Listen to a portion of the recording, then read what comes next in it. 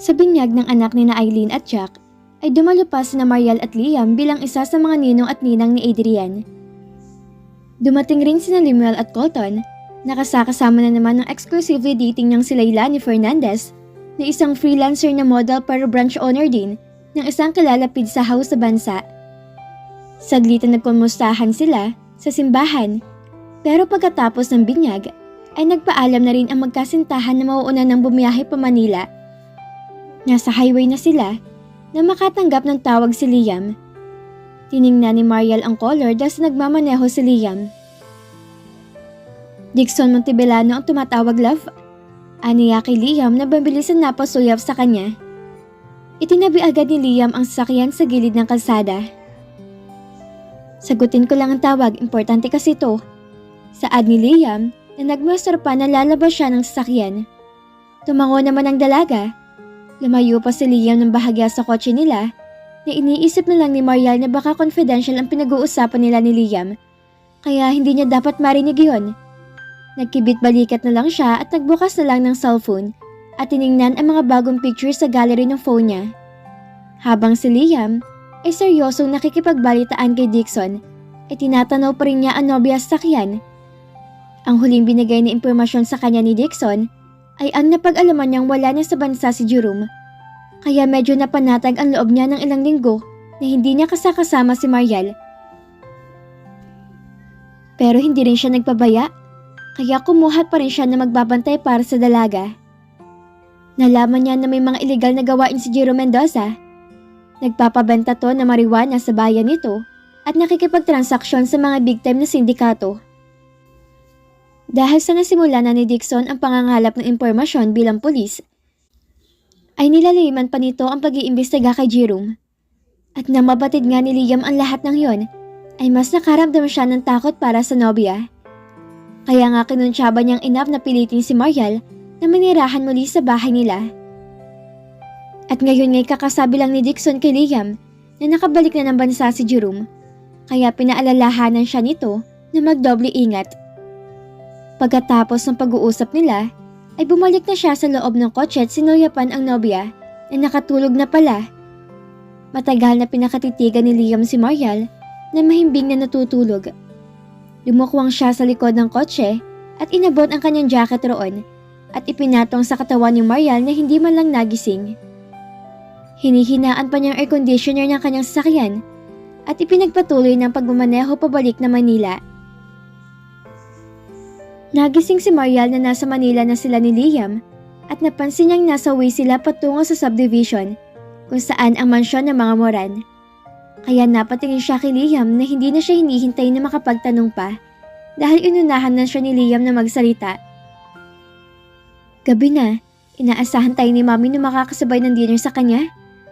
Bukas ng umaga bago ako pumasok sa opisina, ihahatid kita sa inyo para magkaroon ka ng mas maraming oras kasama ang pamilya mo.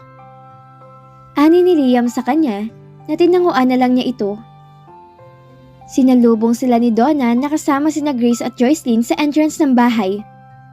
Papalapit pa lang sila ni Liam ay nakikita na ni Mariel ang saya sa mukha ng tatlong babaeng napalapit na rin sa kanya, lalo na ang mami ni Liam. Mariel, iha! Finally nakabalik ka rin dito. Namiss ka namin ng sobra. Napagod ba kayo sa biyahe ni Liam? Tara na sa loob at nakaredy ng food para sa dinner natin. Masasarap mga pinaluto ko na ulam na alam ko magugustuhan mo, iha. Masayang salubong ni Donna kay Mariel na hindi na masyadong pinansin ng anak nitong si Liam. Grace, pakitulungan si Liam na ilagay ang mga gamit ni Mariel sa kwarto niya, ha? Halika na, iha. Liam, sumunod ka na rin. Saad pang utos si Donna na nakangiting naiiling na lang ang anak nito. Wala namang nagawa si Mariel. Nangilahin na siya ni Mami ni Liam patungong dining room. Tinanguan niya lang na muna si Grace at nginitian siya nito. Sinuyapan din ni Mariel ang nobyo na nagmawestran na mauna na sila. Habang kasabay naman nila Joycelyn na pumasok ng dining room na masaya rin siya pinagmamasdan. Nang makita naman siya ng mayordoma ay binati rin siya nito at nagagalak na makakasama na siyang muli ng mga to sa bahay. Mahabang kamustahan at kwentuhan ang naganap sa buong gabi hanggang sa maiwan na silang dalawa ni Liam sa sala.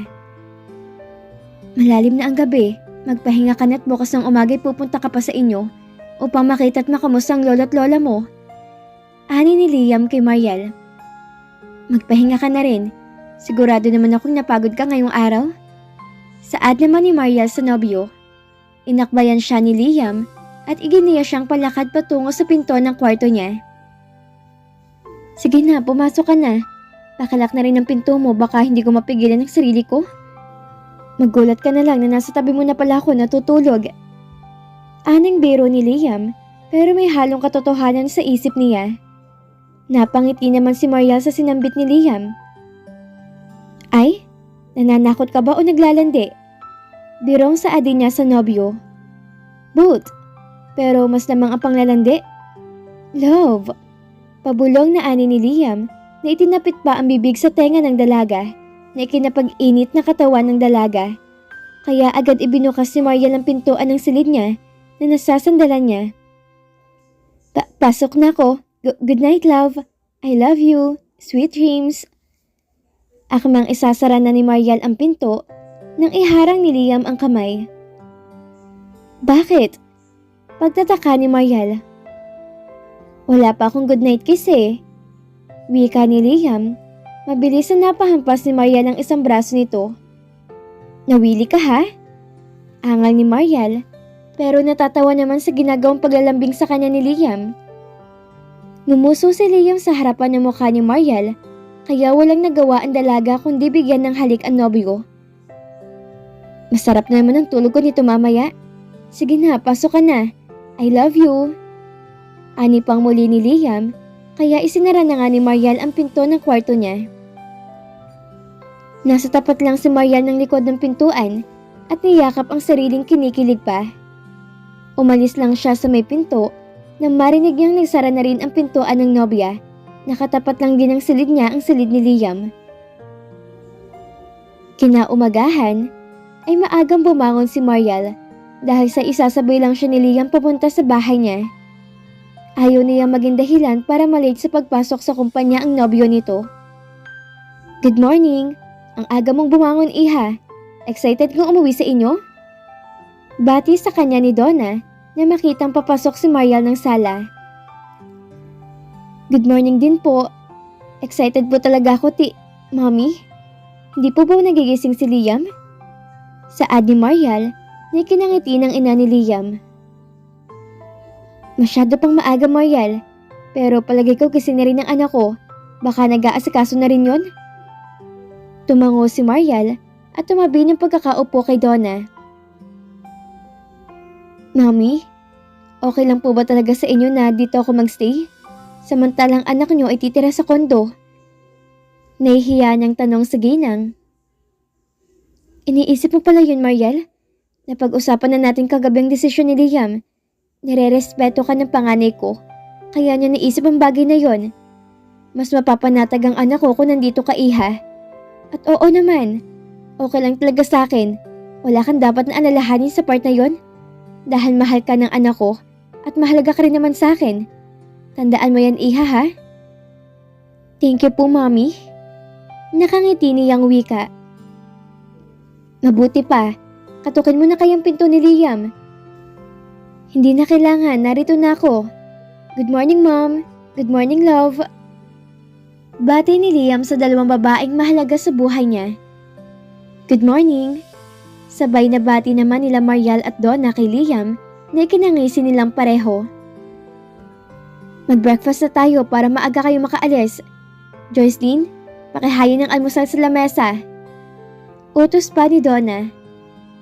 Wait lang po, Ma'am. Love, tulungan ko lang si Joycelyn na mag-ayos ng lamesa. Hindi na, iha. Kaya na nila Joycelyn at Grace yun. Tabihan mo na lang muna dito si Liam. Pigil ng ina ni Liam kay Mariel. Natigilan naman si Mariel dahil bigla siya nakaramdam ng hiya para kina Joycelyn. Pero kasi, Mommy, gusto ko po sanang may magawa rito sa bahay katulad pa rin po ng dati sana. Nakayokong wika ni Mariel na ikinasuyap nila Liam at Donna sa isa't isa. Ganun ba? O siya, sige, kung yan ang nais mo. Sige, Mariel, kumilos ka ng tulad ng dati. Hindi na kita pipigilan. Pero huwag mo rin kakalimutan na girlfriend ka ng anak ko ha? Saad ni Mrs. Moran. Napataas ng ulo si Mariel at malawak na ang ngiti sa mag-ina na tumango at iniwan na mag-ina sa sala at tumuloy na sa kusina kung nasaan sina Grace at Joyce din. Nang matapos sila mag-agahan, ay nagpaalam na sila kay Donna na binilin pa sila mag-iingat. Sa biyahe ay parehong tahimik ang magkasintahan hanggang sa makarating na sila sa bahay ni Mariel. Bumaba si Mariel ng kotse na sinundan naman siya ni Liam na ikinmenagtaka niya. Hindi ka ba papasok sa kumpanya? Huwag mo na akong samahan, baka malit ka pa. Wala ka bang balak, love, na ipakilala ko bilang boyfriend mo ng formal sa mga kamag-anak mo? Ani ni Liam sa kanya. Natawa si Mariel sa nobyo. Hindi niya inaasahan kay Liam na magdedemand to ng ganun sa kanya. Halika na nga, kapag ikaw na late sa opisina mo, huwag mo ako sisisihin ha? Nakangiti niyang wika pa sa nobyo. Pinagsaliko pa muna ni Liam ang mga kamay nila na ikinailing na lang ng dalaga. Batid na niya ang nais na mangyari ni Liam na labis niya tagang ikinasasaya. Mamala, Kuya Makmak. Pagtawag ni Mariel mula sa labas ng bahay, agad namang nagbukas ang pintuan at bumungad sa kanila si Makmak. Mariel, anong ginagawa mo rito? Pumasok kayo, bilisan mo. Natatarantang sabik ni Makmak sa kanila na ipinalingan ng mga pampaningin sa labas ng bahay. Kuya Makmak, bakit? Ano nangyayari? Bakit parang takot na takot ka? Nagtataka ni Mariel na tanong sa pinsan. Bakit hindi ka muna tumawag bago ka nagpunta rito? Nakalimutan mo na bang tungkol kay Jerome? Ani ni Makmak sa kanya na patagong nagmamasid sa may bintana. Mamala, Lo. Bati ni Mariel sa dalawang matanda na mapansin niya ang mga ito na nasa sala. Mariel, apo. Tawag sa kanya ng kanyang lola Cecilia na nilapitan na niya at nagmanyo sa mga matatanda. Maupo na muna kayo. Sino yung kasama mo, iha? Tanong ng lola niya. Lola, si Liam po, boyfriend ko. Pakilala ni Mariel kay Liam na nagmano rin sa dalawang matanda at nakipagtangoan naman kay Makmak. Kuya, ano bang nangyayari, di ka mapakali dyan? Aning tanong muli ni Mariel sa pinsan nang mapuna niyang pagkabalisa nito. Kahapon lang, nakita kong dalawa sa mga tauhan ni Jerome na nagmamasid sa labas ng bahay. Hindi ba't sinabi ko sa iyo na tumawag ka na muna, Mariel? Inilalapit mo ang sarili mo sa kapahamakan. Kapag nalaman ni Jerome na naririto ka, sigurado magugulo na naman yun. Napag-alamanan ko ni isa kong kaibigan na nakabalik na raw si Jerome nung isang araw pa sa Cebu. Baka kaya nasa labas ng bahay ang mga tauhan niya ay pinapahanap ka ng muli. Pahayag ni Makmak na halata ang pag-aalala para sa pinsan. Sorry kuya, gusto ko lang naman surpresahin sina Lola. Sa tingin mo kuya, nasa labas kaya mga tauhan ni Jerome ngayon? Saad ni Mariel sa pinsan na biglang kinabahan ang dalaga na nararamdaman din ni Liam. Nasabi mo na ba sa nobyo mo, Mariel, ang tungkol kay Jerome Mendoza? Tanong ni Makmak na natuon ng paningin kay Liam. Oo kuya, alam na niya ang lahat. Wala naman na akong inililihim pa sa kanya. Sagot ni Mariel sa pinsan, pero sa mata ni Liam nakatingin. Na matamang nakatitig din naman sa dalaga. Paano natin malalaman kung may tauhan ng Jerome na yun sa labas ng bahay? Tanong na ni Liam kay Makmak dahil hindi na niya kayang manahimik na lamang sa sitwasyon. Sa palagay mo, nandyan kaya mga tauhan ng Jerome? May nakakita kaya sa amin ni Mariel na pumasok rito? Ani pa ni Liam na nangangamba na rin para sa nobya. Nag-isip si Makmak. Kahapon, maghapon sila nagbabantay sa labas at sa palagay ko'y nagtanong-tanong sa mga kapitbahay. Kung wala naman silang napala kahapon at makarating sa kanila na matagal nang hindi nakikita rito si Mariel, baka na-i-report na rin kay Jerome. Konklusyong wika ni Makmak na sinang-ayonan ni Liam sa pagkatangon ng ulo nito. Ganito, lalabas ako ng bahay. Titingnan ko kung may sumunod sa akin. Pagkalipas ng 10 minuto, saka kayo umalis ni Mariel. Lola, paglabas nila Liam, ilak mo agad ang pintuan ha? Tatawagan kita Mariel kapag nakabalik na ako ng bahay. Hindi rin ako magtatagal sa labas. Babalik din ako kapag nasigurado kong walang tauhan si Jerome sa paligid. Suhestyon at bili ni Makmak sa kanila. Kuya Makmak, mag-iingat ka. Ipagdasal natin na wala sanang nakakita sa akin na pumunta rito. Sorry talaga kuya. Hindi ko na naisip na baka nga until now, pinapahanap pa rin niya ako. Nawala talaga sa isipan ko. Ang nasa isip ko lang ay masurpresa sina Mamala at Papa Lo. Aning sambit ni Mariel na nagsisisi sa kanyang naging aksyon. Umakbay sa balikat ni Mariel si Liam na ikinabaling ng tingin ng dalaga sa nobyo. Relax. Walang mangyayari masama sa atin dito. Isa pa, hindi naman tayo sigurado kung may nagmamasid pa ring tauhan ng Jerome na yun sa labas. Ani ni Liam kay Mariel na pinakakalma ang dalaga. Lalabas na ako. Yung pinto ha, huwag niyong bubuksan kung hindi ako ang kakatok. Muling bili ni Makmak na ikinoo ng Lola Cecilia nila at pinag-iingat ang apong lalaki. Paglabas ni Makmak, ay si Liam naman ang sumilip sa may bintana, habang si Mariel ay kinausap ang dalawang matanda at nagpaalam din agad. I think wala naman nagbabantay sa labas. Lola, sumama na lang po kayo kaya sa amin.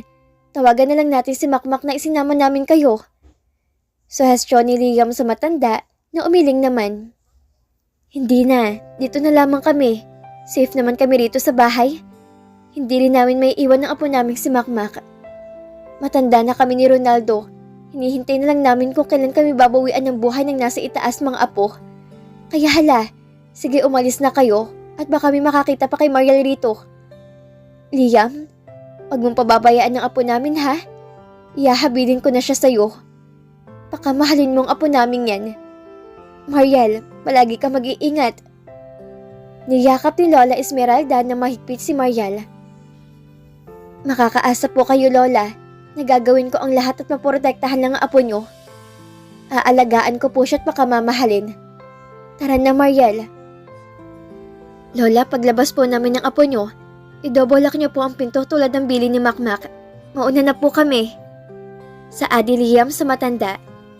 Siya sige, umalis na kayo. Mag-iingat kayo. Mariel, mahal ka namin apo. Huwag mo kaming alalahanin. Okay lang kami dito ng yung lolo Ronaldo mo. Salapot-apo sa pagmamahal. Ang sabi pa ni Lola Cecilia sa kanila. Yumakap muli si Mariel sa matanda na naiiyak. Binalingan din ang lolo niya na hinalikan niya pa ang noo at mahigpit na hinawakan ng isang kamay. Paglabas nila Liam ay mabilis na pinaandar ni Liam ang kanyang kotse. Tinitingnan pa nila kung may nakasunod ba sa kanila o wala. Napagtanto naman nilang safe silang dalawa. Kaya itinuloy na ni Liam ang pagmaneho papunta sa kumpanya. Idiniretso ni Liam ang sasakyan sa isang parking lot. Saan tayo pupunta, Liam? Tanong ni Mariel. Samahan mo na lang ako sa opisina. Doon ka na lang muna. Doon mo na rin hintayin ang tawag ng pinsan mo. Sagot ni Liam sa kanya. Pero baka makaistorbo ako sa trabaho mo. Nakakahiya din sa mga kaopisina mo. Ani ni Mariel. Ako ang CEO ng kumpanya Love. Kailanman ay hindi ka magiging istorbo sa akin. Wala ring dahilan para mahiya ka sa mga kaopisina ko. Pahayag ni Liam sa kanya. Let's go? Pag-aayana ni Liam sa kanya, kaya lumabas na rin siya ng kotse at hinawakan pa ni Liam ang isa niyang kamay. Gusto ni Mariel ang ginawa ni Liam. Pero hindi siya komportable sa isiping may makakakita sa kanila ni Liam na magka-holding hands. Nang papasok na sila sa building ng company nila, ay pasimple niyang ibinitaw ang kanyang kamay sa pagkakahawak ni Liam. Namatsi ni Mariel na pinagtitingin na kasi sila ng mga tao na bumabati pa kay Liam kapag nasasalubong to. Dumistansya siyang bahagya kay Liam na ikinatigil naman ni Liam sa paglalakad. Bakit ka tumigil? Aning tanong ni Mariel na hindi sinagot ni Liam. Bagkos ay lumapit ito sa kanya at inihawak ang kamay nito sa kanyang bewang mula sa kanyang likuran na ikinasuyap niya sa mukha ni Liam na nakangisi naman sa kanya. Umiling na lang si Mariel sa iginagawi ng nobyo at binulungan niya si Liam. Ang naughty mo. Mahinang natawa si Liam sa ibinulong ni Mariel sa kanya. Nasa loob na sila ng opisina ni Liam nang alukin sila ng sekretary nito na maiinom. Tiningnan siya ni Liam. Tubig lang, thank you. Sagot niya. 2 bottled water for me and for my girlfriend please. Walang gatol na sambit ni Liam sa sekretary nito. Napaawang ang bibig ni Mariel. What? May mali ba sa sinabi ko, love? Seryosong tanong sa kanya ni Liam. Wala naman. Nagugulat lang ako sa mga kilos mo. Hindi ko lang inaasahan na gagawin mong bagay na yon. Pagtatapat niya kay Liam. Ngumiti lang si Liam sa kanya at itinuon na ang pag-aayos sa table nito na binuksan na rin ang laptop na naroon. Maya-maya lang ay nag-vibrate na ang cellphone ni Mariel at simakmak ang caller. May kabaman na dadarama si Mariel sa pagtawag ng pinsan ay inaccept pa rin niya ang call nito. Kuya, asan ka na? Nakabalik ka na ba sa bahay? Sina Lola Cecilia at Lola Ronaldo, kamusta sila? Tanong ni Mariel na narinig ni Liam, kaya tumigil to sa ginagawa at nakikinig lang sa sinasabi ng nobya. Oo, narito na ako sa bahay, Mariel. Pero wala sina Lola at Lola Ronaldo dito sa bahay. Persahang binuksan ng pintuan, kinuha sila ng mga tauhan ni Jerome. Mariel, nag-iwan sila ng sulat para sa'yo. Ano? Bulala sa sambit ng dalaga. Napatayo sa kinaupuan niya si Liam at maagap na nilapitan ang nobya na parang nawala ng lakas na napaupo sa couch na nasa loob ng opisina ni Liam. At dito na po nagtatapos ang kabanata ng ating kwento. At sana'y muli niyo po akong samahan sa mga susunod na kabanata na ibabahagi ko sa inyo. Maraming salamat po at ingat po tayong lahat.